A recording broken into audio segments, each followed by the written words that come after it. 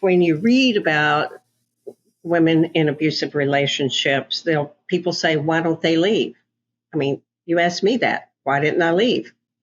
Well, there are so many reasons why. And then for those people in the very severe physical abuse is they are more likely to die when they leave because their abuser no longer has someone to abuse. And so they will hunt them down unless they can get away totally to a safe house kind of situation, leave. I've talked with these survivors who have moved to different states to get away from their abuser. And that has happened some, not just in the physical abuse, but it's the emotional abuse because they've got to have somebody to abuse.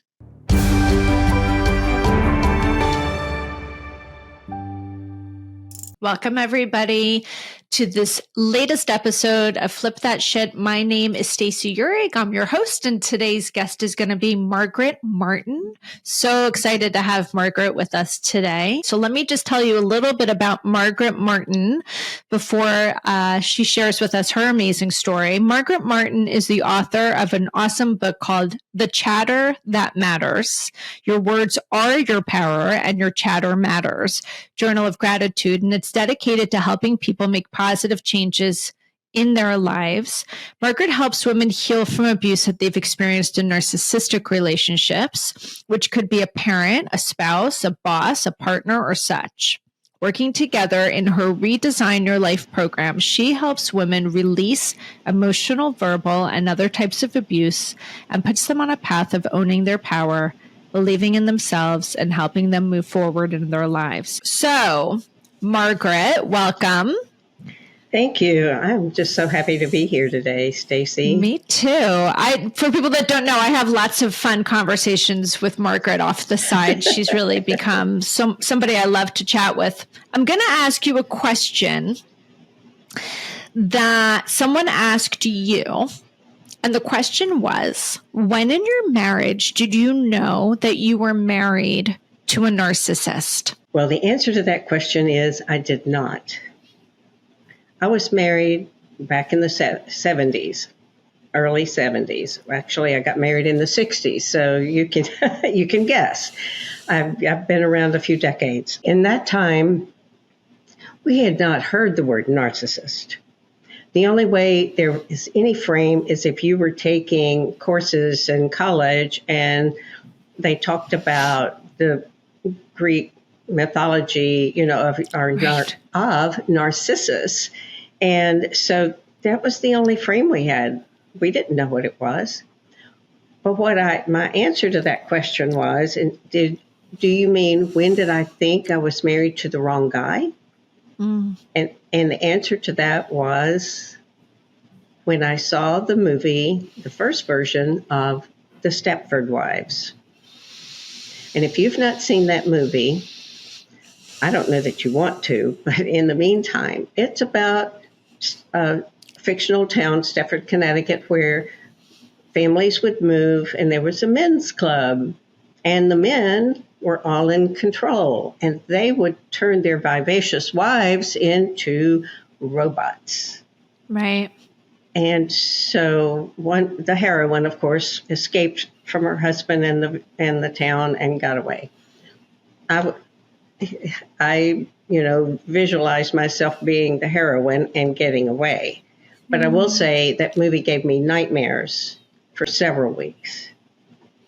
Around at what point in your marriage did you see that movie? Like, I know you have children. So around what ages perhaps were your kids at that point?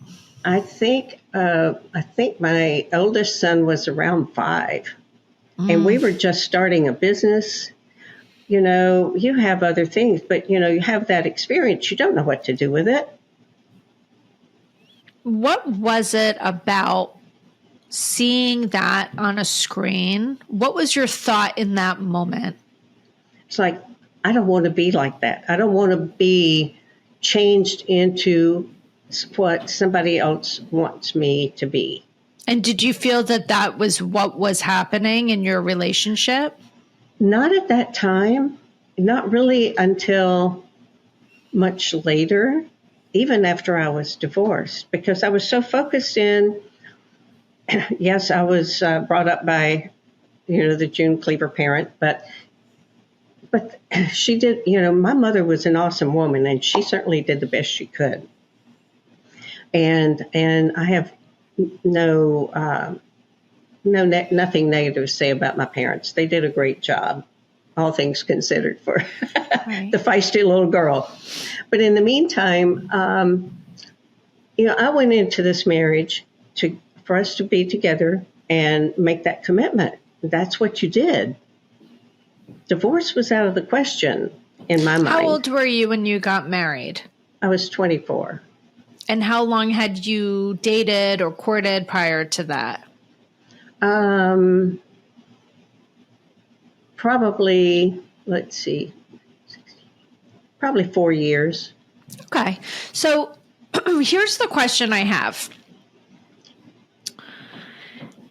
My gut says if I were to watch that movie, there's no part of me that would have caused any hair on the back of my neck to stand up, and it wouldn't have given me nightmares because I know I'm in a very healthy, secure relationship marriage where it's understood where 1 + 1 = 3. Like I am who I am. My husband is who he is. And then together as a couple, we're like a third unit, right? And we have our individuality, and it's super healthy that way. So what was it? I know you said it was this idea of being controlled, but there had to be something going on that gave you some sort of deep primal fear that was even a possibility. It's okay. That was even a possibility, or that could happen. I don't recall. Interesting. I don't remember anything in particular that was going on that would have triggered something like that. Maybe it was just my intuition trying to protect me. I don't know. We have our soul knows what's good for us if we just listen. Yeah. So so you see this movie, you're like, that's super jarring. This is something I don't ever want to happen to me. That's when your oldest is 5. Right. And how long were you married? We were married for 25 years. Okay. So where was the turning point that you realized this relationship is not healthy for me? Well, there were several turning points along the way. Yet, here again, I was focused on what I wanted to accomplish. Mm-hmm. See, there are different levels of narcissism. And so he, at that time, I don't know where he is with whatever at this point in time, but at that time, he was not as intense as some of those examples we see in today's world. So to go back to answer your question, I was focused in to raise this family. We eventually had 2 additional children, so we had 3 children.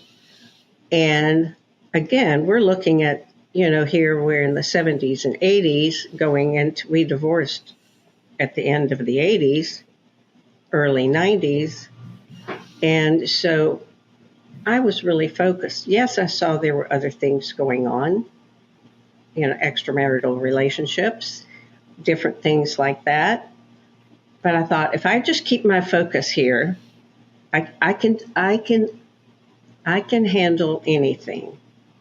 So I'd like to really address that because in my gut, I really hope that there's someone that's listening that has that same thought process. Yeah. I'm aware that there's indiscretions in my marriage. I'm aware that my marriage is not quote unquote perfect. I recognize that there are things I wouldn't love to be happening in my marriage, but I accept it because I made a commitment, and I'm going to do my part to make sure that this thing moves forward. Right.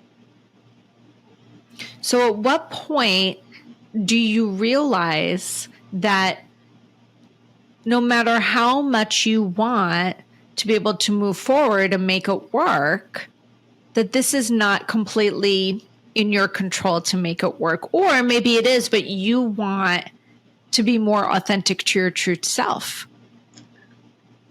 So if I'm understanding your question is, well, I had some realizations along the way, but I was not going to leave.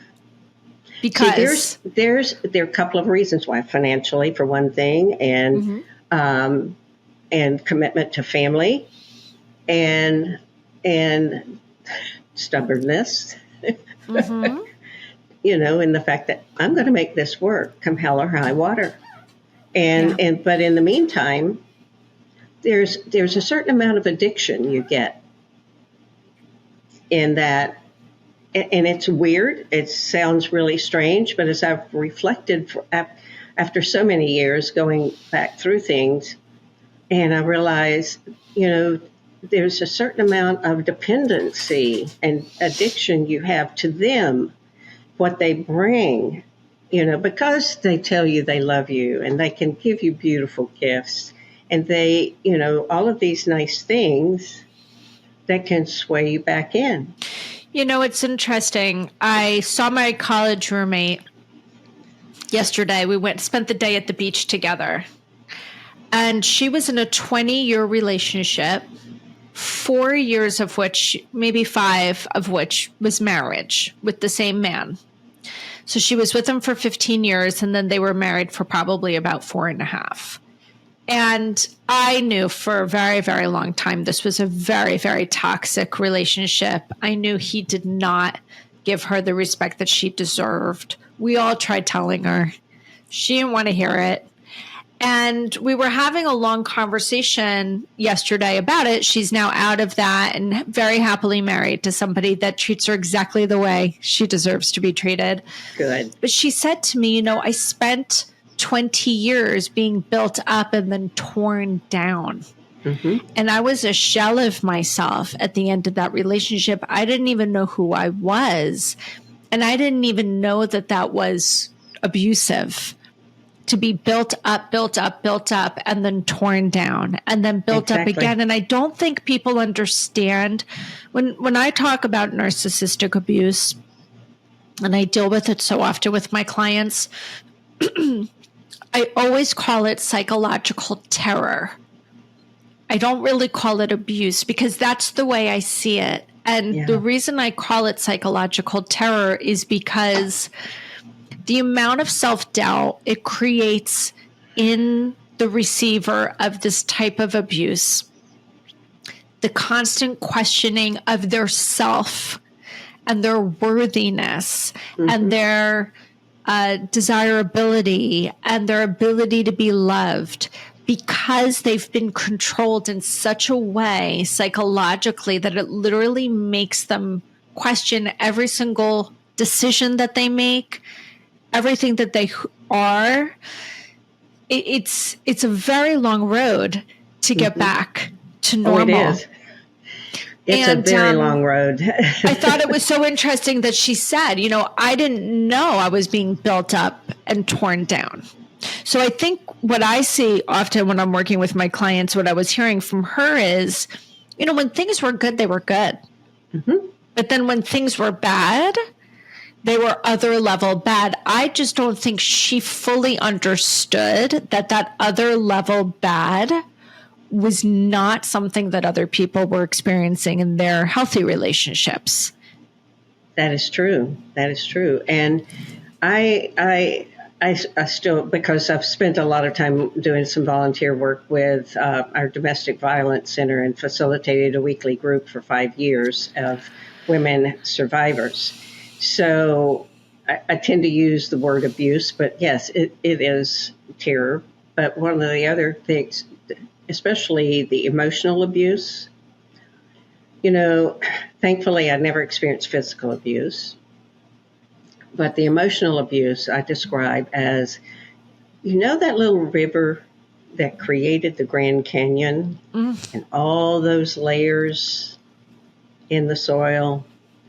That's what emotional abuse is like to the receiver. It continues. It doesn't start out overt, and then it becomes a situation where you just become used to it. You think, Right. you know, so yeah, overcook this. Well, he's going to give me a hard time about it, but I will, you know. Mm. It's the building up. Yeah, you did a great job with this, but here's how you could have made it better. Mm-hmm. I love your visualization because it is an erosion of your sense of self, isn't it? It is. You know, you just mentioned that you've been volunteering in this domestic violence center, and it's really going to open up a tough conversation here because it's really important. I want your take on this. Okay.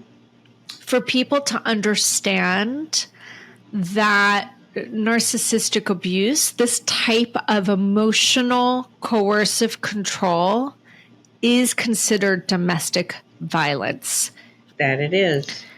And I recently was at a talk with an attorney was giving locally to a networking group where this is what she does. And she's been working at the state level to make sure that the laws reflect that this type of abuse, the psychological and emotional and mental manipulation, there's never going to be a scar physically. You're not being sexually abused, but you're being manipulated financially, psychologically, mentally, and emotionally. And it is considered a part of the domestic violence cycle. Exactly. So can you talk to that? Because I think it is really important for people to understand the level of impact that this kind of relationship can have on someone. Well, one of the things is when you read about women in abusive relationships, people say, why don't they leave? I mean, you asked me that. Why didn't I leave? Well, there are so many reasons why. And then for those people in the very severe physical abuse, is they are more likely to die when they leave because their abuser no longer has someone to abuse. Mm-hmm. And so they will hunt them down unless they can get away totally to a safe house kind of situation, leave. I have talked with these survivors who have moved to different states to get away from their abuser. And that has happened some, not just in the physical abuse, but it's the emotional abuse because they've got to have somebody to abuse. Mm-hmm. It's a control. Abusers are all about power and control. And if you observe many of the people out there, and actually I was going to do a search on who are well-named people who are considered, truly narcissistic, but I haven't gotten to that research yet. But you can just observe. There are a lot of people. If you watch the national news, you see them. Mm. I'm not going to call out any names, but you see them. Mm-hmm. And you see that the way they are revengeful.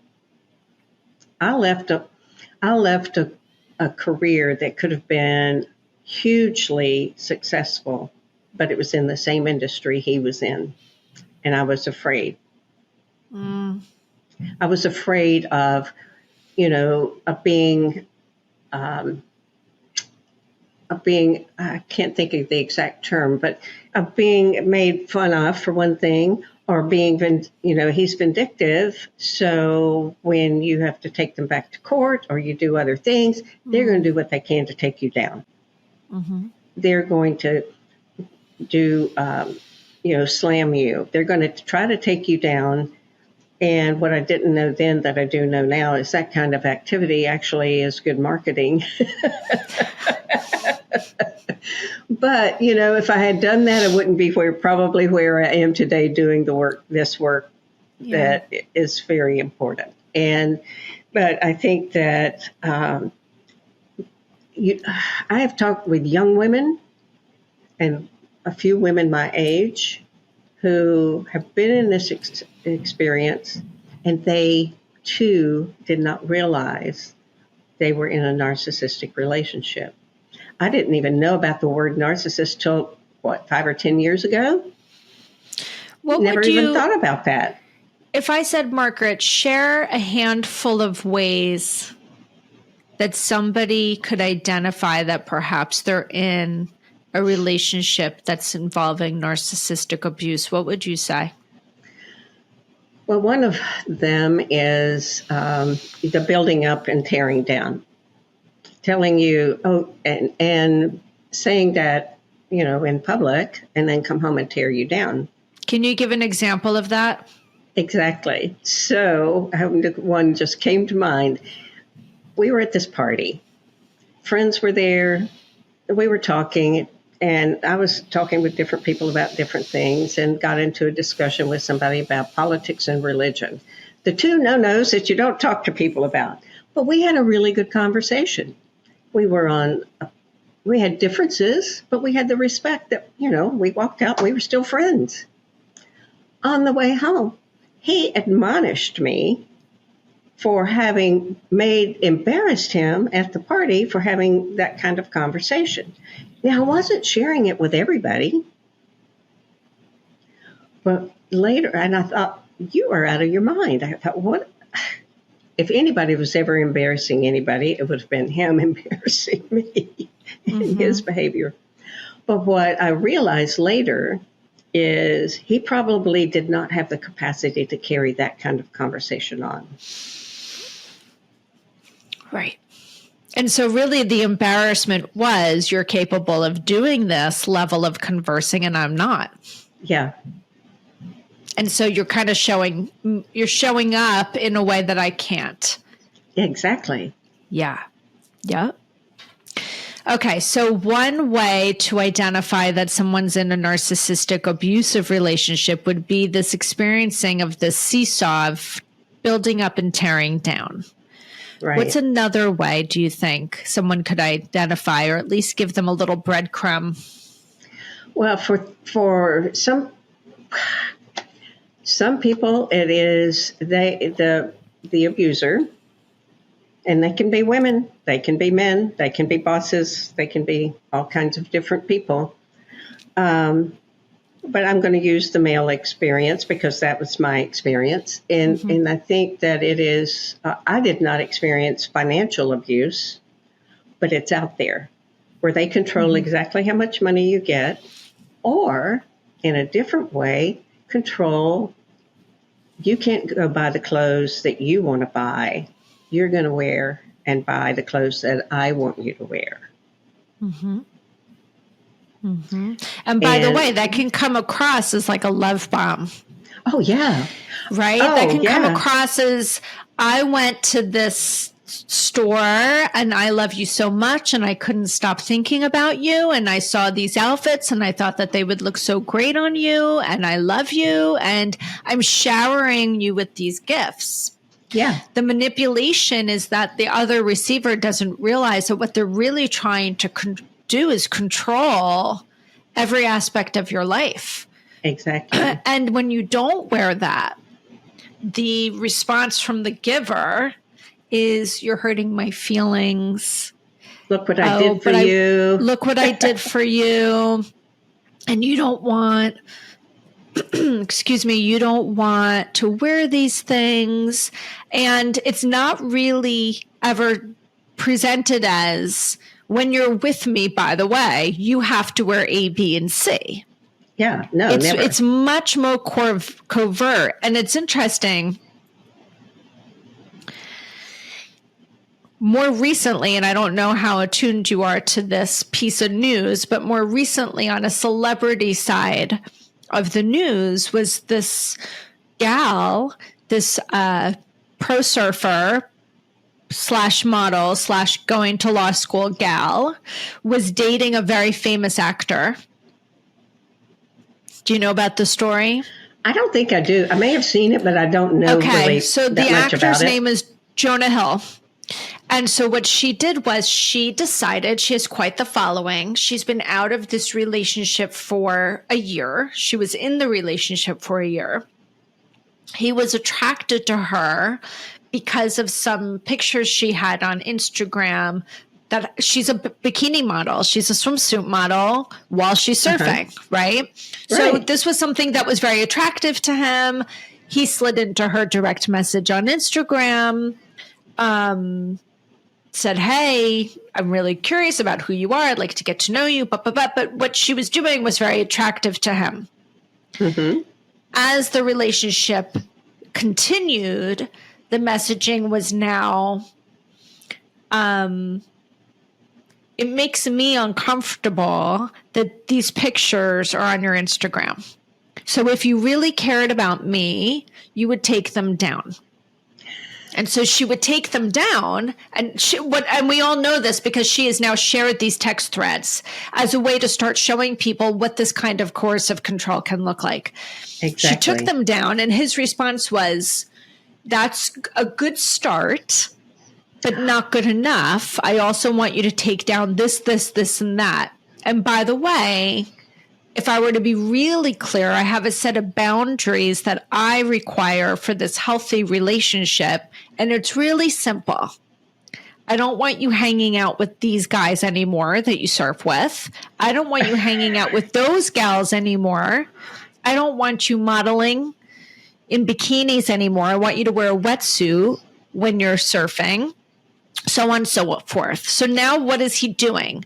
He's using therapy speak in a very dysfunctional way, saying, I have a set of boundaries that's going to make me feel comfortable in this relationship.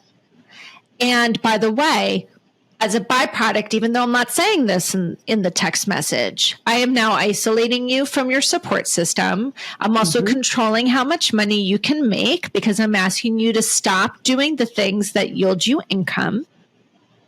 But I'm not saying that outright. And the fact that he's saying it's plain and simple, and he literally writes, and I know you can do it. Oh. And what people don't understand is that's not what a boundary is. No. A boundary is someone saying, I'm uncomfortable in this relationship, and so I'm going to modify my behavior on my side in order to navigate and reframe this context of this relationship. It is not going and telling someone else, you need to change your behavior. And by the way, if you don't, the punishment is going to be threat of leaving you or removing affection. That's coercive control. That's part of this domestic violence cycle that people don't understand. And there was a lot of confusion for people that are not in the know. They said, oh, this guy is brilliant. He's just setting his boundaries. He's just being really honest about what he needs in a relationship. No. And she basically said, I'm doing this because if you yourself are in a relationship where you're receiving this kind of messaging, you need to run. Yeah. Because this is not healthy. Good for her. Yeah. It got a lot of play. And, he never came out and said anything against it. Well, who knows what will happen? It's pretty recent, but I want people to understand that love bombing piece, that controlling piece, that's not normal. No, it's not. And they do it with, such charisma. Such charisma and charm and intelligence. It's incredibly, I had a friend of mine who we were doing a podcast about the same topic that said, I just didn't realize I was in a chess game and he had a sword and I had a plastic spoon. Yeah.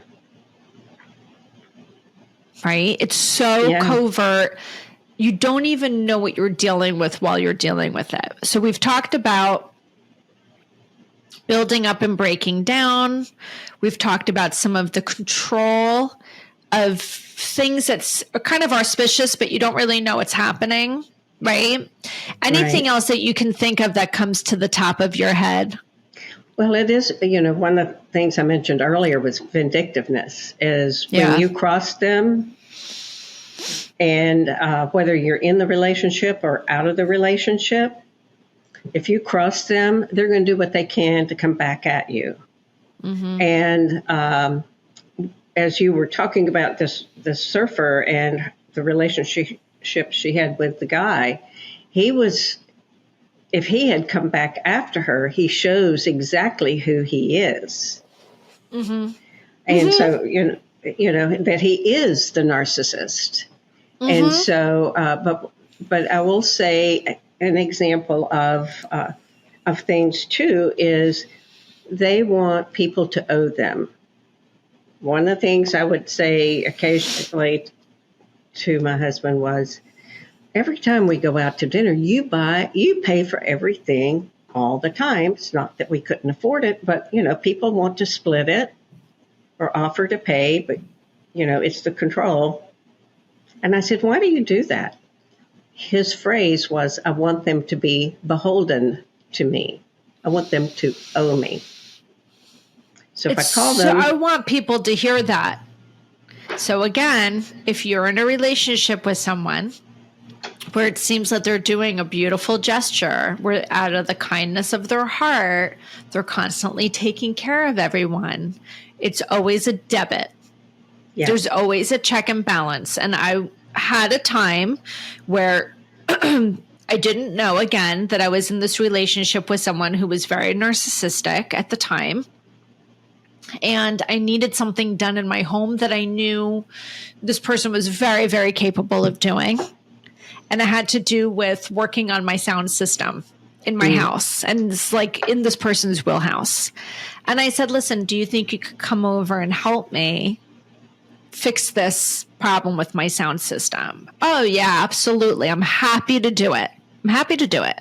Yeah. Comes over, does it, and then immediately says, and now you have a debit that I can take from. And my response was, and I didn't even know what I was dealing with at the time. I said, you know, that's kind of fucked up. Like, so now I owe you because you did something for me. Not every relationship has to be this quid pro quo. Not every relationship has to be a check and balance. In a healthy relationship, it's, wow, there's something that's in my zone of genius that I can help you out with for a second, and I love doing it. I'm happy to come over and help you do it. Exactly. This quid pro quo, debit account, checks and balances kind of transactional bullshit is a really good sign that you're in a relationship with a narcissist. And very often when I'm working with people, they'll say, I just don't feel like that person connects with me. Like if they're starting to suspect maybe there's something above and beyond with the relationship. And I always say to them, does it feel transactional? And they go, that's it. Because sometimes they just don't even have the language to it, but the relationship is transactional and everything's transactional. And it's a game in their head. They're keeping score, guys. Oh, yeah, they do. They're keeping score at a level we can't comprehend. No. The brilliance in the person that is truly narcissistic is genius level. Yeah. They know exactly who owes what to whom, how much you've done for them, what you haven't done for them, and they will use it all, as Margaret said, as power and control within the relationship. Exactly. And when you share intimate things with them, your biggest fears, yeah, they can come back and use that against you and smear you. Yeah. And it's considered a smear campaign. Yeah. Right. So we could talk about this piece of it forever, obviously. Yeah. And I think we have shared some really good signs. So somebody that might be listening that might be curious and goes, oh shit, like this is where I'm struggling, maybe has a little bit of more insight and understanding and language. Right. What else would you want someone to know? How do you help people that suspect that they're in this kind of relationship? Well, in my my Redesign Your Life program, and I named it that because that's exactly what you're doing. You're redesigning your life for what you want, not what has been. And in coaching, the thing I love about coaching, and I respect therapy totally, but as a coach, we take people where they are and help them move forward. So we do some discovery. And when I have a discovery call with someone, what does that really mean is we talk. What is it you want to share about your situation? And let's see if what my expertise is that can help you. And it may not be that I can, but I have a lot of people that I can refer them to. So because I don't fit everyone. Stacey, you know that. We're not meant to work with everyone. But I think if you can have that awareness that something needs to change. I don't believe in myself. It took me years and years and years. But what I've learned through utilizing EFT and tapping, and I've been in a tapping group probably for a couple of years. I did a lot of other types of healing work prior to that. But still, tapping helps you release limiting beliefs. And some of them you don't even know you have. So can you share with people what tapping is for people that don't know? So it's a slight tapping, meaning just you don't beat yourself up. You just lightly tap. And we tap on acupressure points. So we would start at the eyebrow, the side of the eye, the under the eye, under the nose, under the lip, and then around the collarbone, under your arm, and then on top of your head. And different practitioners do it in different ways. Some do 2 at a time, So it's what it does. It's amazing. If you want to see what it's like, go Google tapping and see and watch people have a limiting, bring a limiting belief. I have this fear about. And so we talk about that fear, that we tap on it. And much of the work is, there's some phrasing we use, but much of it is very intuitive as you follow that person and what they're saying. And yes, we dig into when did that first show up? Mm-hmm. Sometimes it was when you're 3 years old. Mm-hmm. Because of situations What is the tapping on the acupressure points due to the system that allows people to start to access these limiting beliefs? I don't know. I don't have the research right in my mind to tell you that. But what I know is it does connect to our, throughout our body, throughout our mind, and I would say within the neuroscience. Yeah. That it's, if you've ever experienced puncture,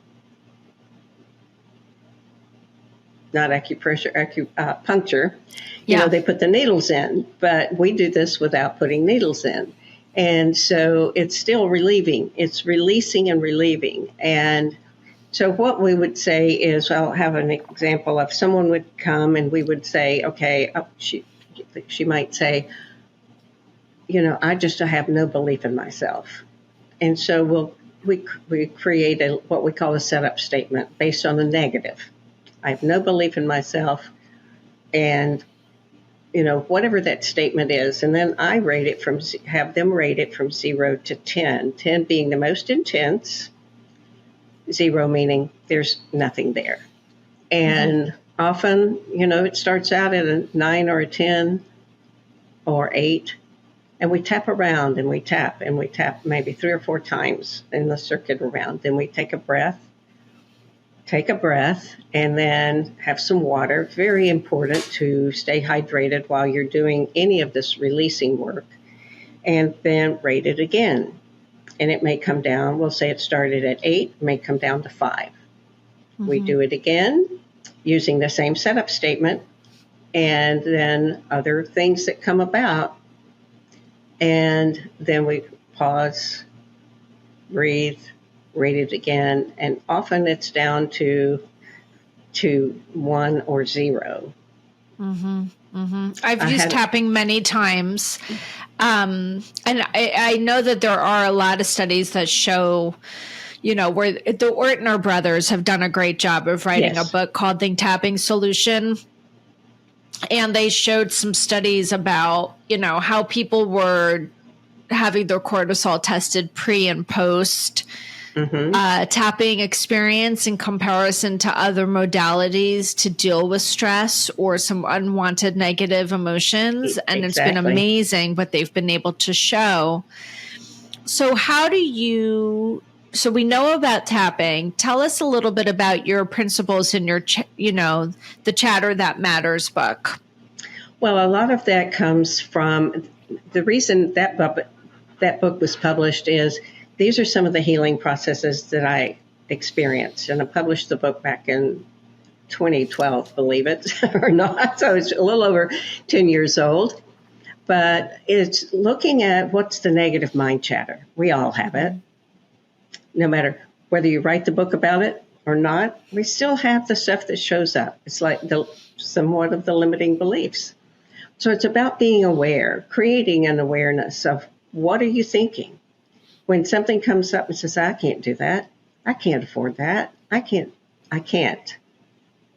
Anything that's an I can't or you can't, who do you think you are kind of thing? Those are the negative beliefs.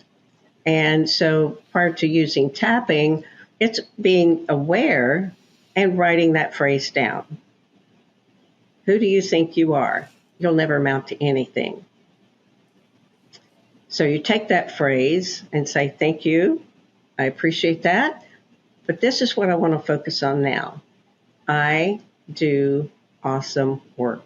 I'm going places in my life.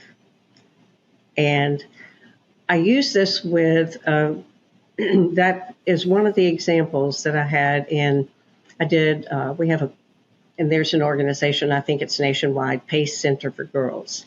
And these are troubled teens that have been expelled from schools, and they come in and they do their work there and get their education. And so I was able to do a series of workshops with them, and one of them was that. And this is what this young girl said as her parents told her.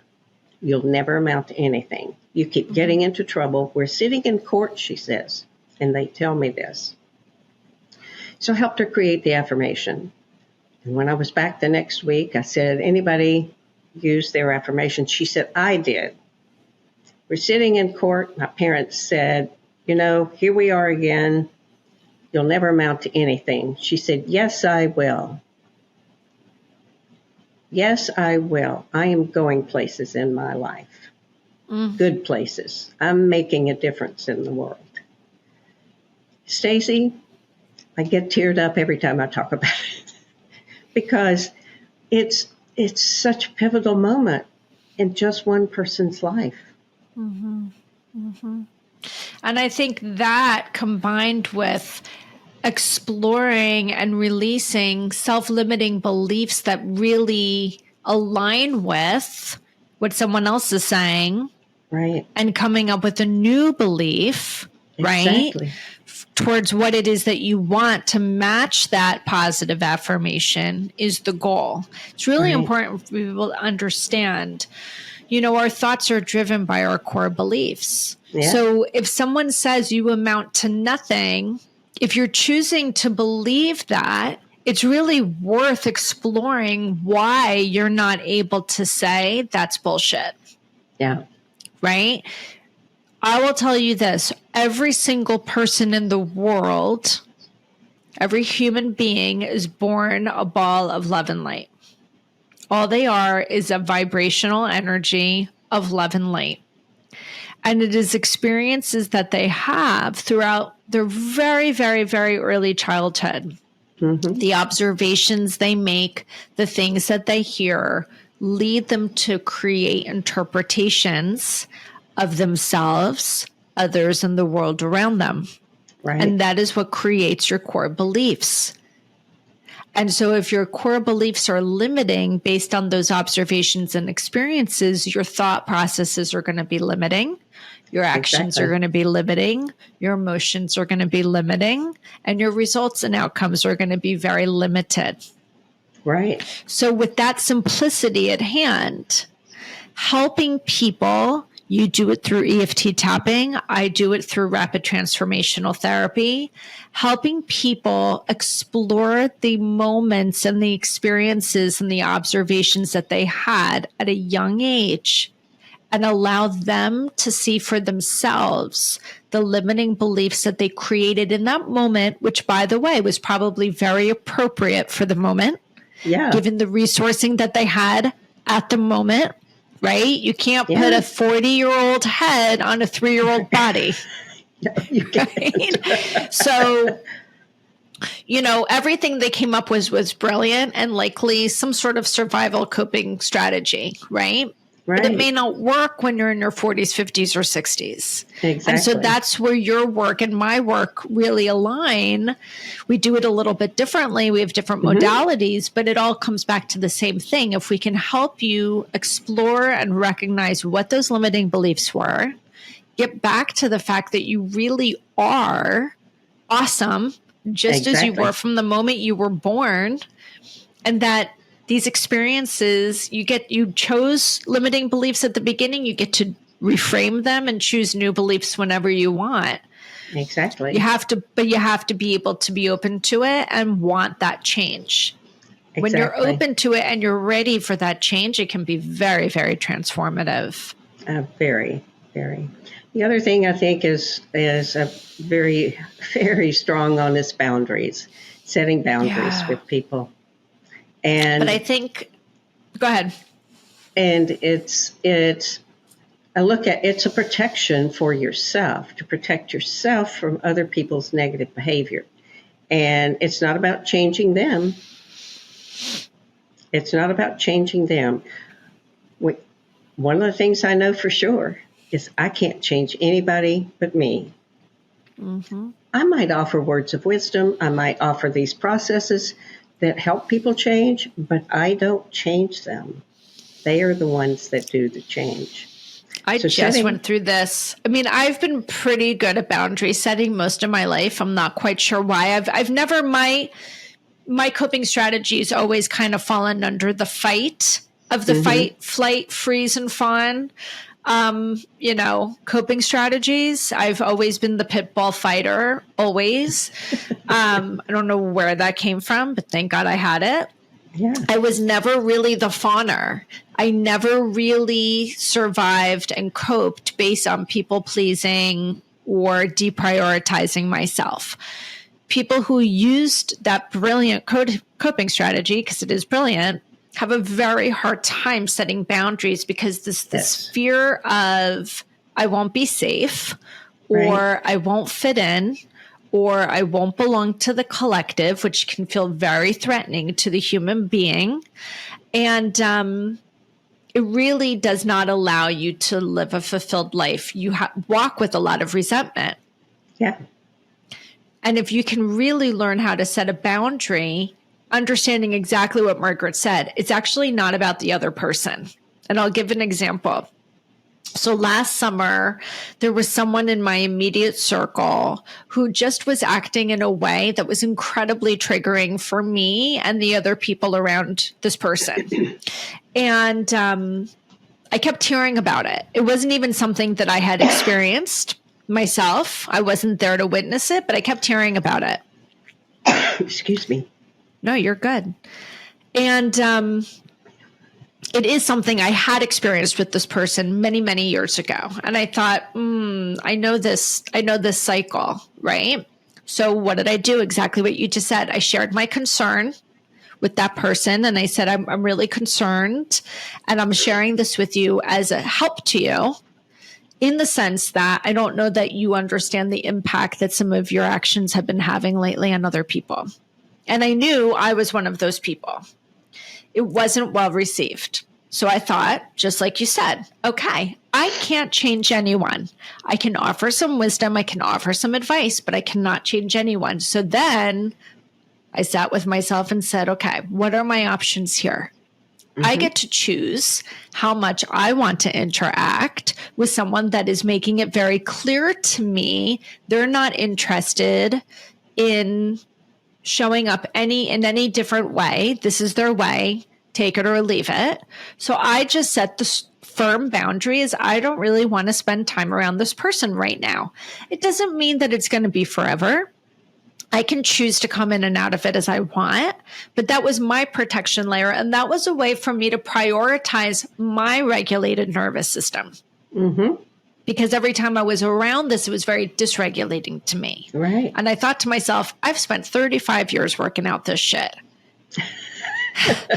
I'm not going backwards here. What have I learned? This dysregulates me, and I have a voice and I have a choice. And the voice and choice was I choose not to spend. I didn't have to say anything to anybody. No. So this is what's clear. I didn't have to go around saying to people, I'm setting a boundary.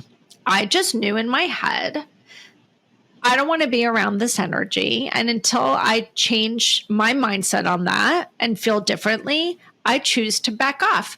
Yeah. A boundary is never about punishing somebody else. A boundary is about preserving yourself. Exactly. It's about loving yourself. It's about understanding that you matter, mm-hmm. and that the only person that's going to put you first is you.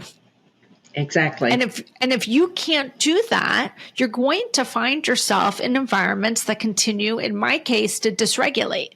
So how much, this is really what it boiled down to.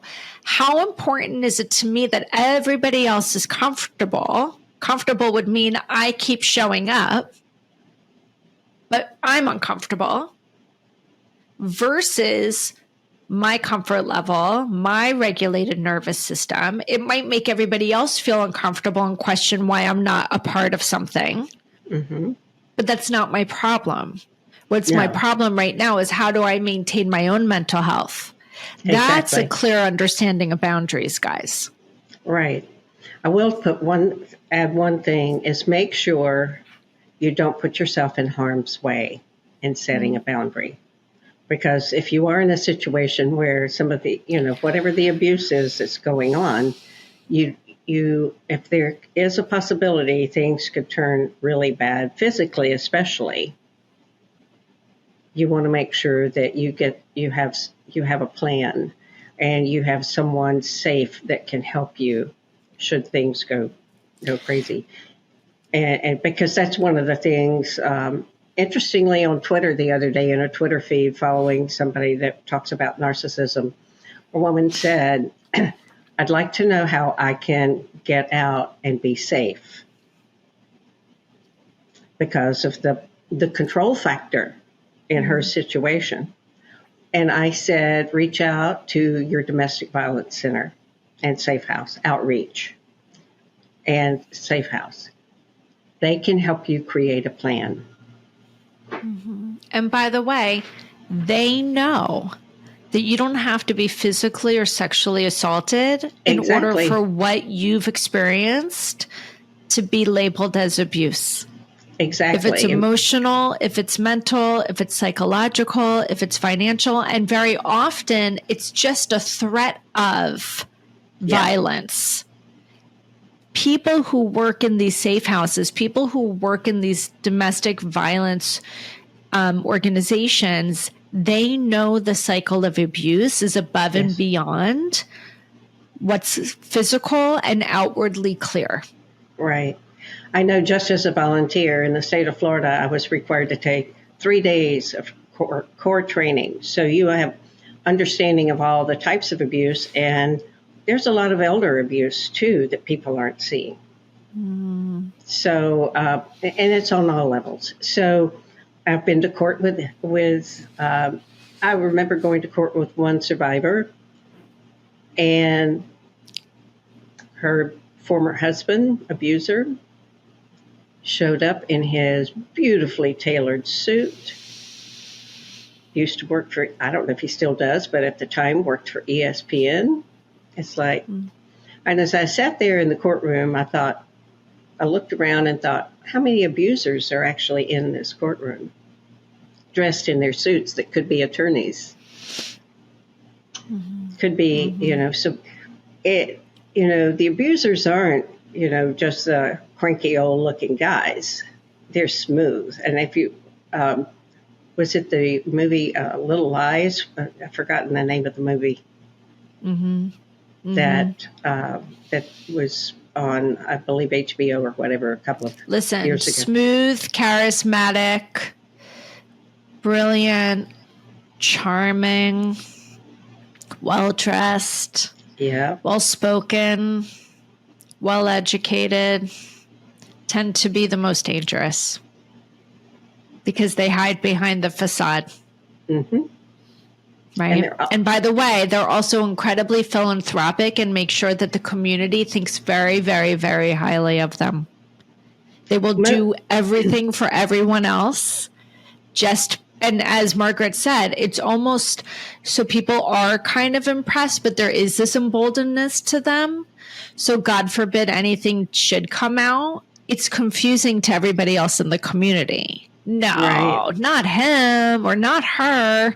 She's amazing. Look at all the things she does. Yeah. I'll finish it with this. I had recently my last podcast guest. Her name is Dee Cirillo, and she wrote a book called Indomitable, and it was about her experience in the foster care system. And not only did she end up in foster care, which, by the way, is just traumatic in and of itself, like what you had to go through to end up in foster care. Exactly. But the foster care setting she ended up in, that was the most permanent, that she was in for 10 to 12 years, the mother in that family was incredibly narcissistic. Mm. And what did she do? She took in these two children. She made sure she was on the board of the Massachusetts state foster care system. Ooh. Right? She had everybody fooled. But what was happening behind the scenes was so psychologically abusive, so emotionally abusive, so financially abusive, so mentally toxic for the children that she had in her care. And she designed the whole fucking thing from top to bottom. Wow. By making sure everybody in the community adored her, but in a little bit of a way kind of feared her too. Yeah. Right? The power and control was intense, but very covert, which really put the kids at such a disadvantage. It was a phenomenal story. So at any rate, let's talk about how people can find you, Margaret. If people want to learn more about you, they can go to your website, which is margaretmartin.com. Correct. And on your website, you have the availability for a free discovery call. Yes. Right? So anybody that really connects with Margaret's story, likes her vibe, loves her beautiful blue glasses. She's always showing up in blue. Is blue like your color? I don't think I've ever seen. Yeah, I've never had a call, and I've had many calls with Margaret on Zoom where she hasn't been in blue. I do wear pink as well, like in your logo up there. That's one of my favorite colors too. But I can tell you're always in blue. But I think it's fair to say that sitting with Margaret's like sitting with a warm cup of tea and a hug and a blanket. Thank you. I just love talking to you, and I know other people would too. So it's margaretmartin.com. You can check her out on Instagram. It's Margaret_your chatter matters. Her book is Your Chatter Matters, and you can find all of that right on her website. I'm so grateful that you gave us your time today. Oh, I'm honored to be here. Thank you so much for allowing me to share some of my experience and what I've gone through. And what I will just say that what I can offer in the Redesign Your Life program is helping you, whoever you are that needs and would like to work with me, help you heal in months rather than the many years it took me, because we didn't have the resources back then. And we didn't have the language even. No, I didn't. Narcissists, maybe I heard about it, 5 years ago, 10 years ago, as I said, never knew what it was. And then, so I had to go back and really think back as to, what those descriptors were in that situation. And I will say one other thing about the discovery call. You have an option for the Zoom where we can see each other, or on the phone where you can just be the anonymous person and inquire. And it's I about love 20 it. minutes. I love Because it. Well, one of the things I know is we go out into the world with a mask on and we're full of fear. We're not sure who we can trust. yeah. Yeah. So That's so true. Want them to feel comfortable that anytime anybody calls me, everything is confidential. I love it. Thank you so much, Margaret. I really appreciate it. Guys, it's margaretmartin.com. And that's where you're going to go to check her out. If you liked today's podcast episode and this particular topic was of interest to you, I have a lot of podcasts that really encompass all the different facets of narcissistic abuse. And you can find that wherever you find your podcasts. It's Flip That Shit is what you're looking for. And take a look. I make sure that they're all pretty well labeled so you can find those episodes pretty easily. Subscribe and tune in. So thank you so much, Margaret. We really appreciate it.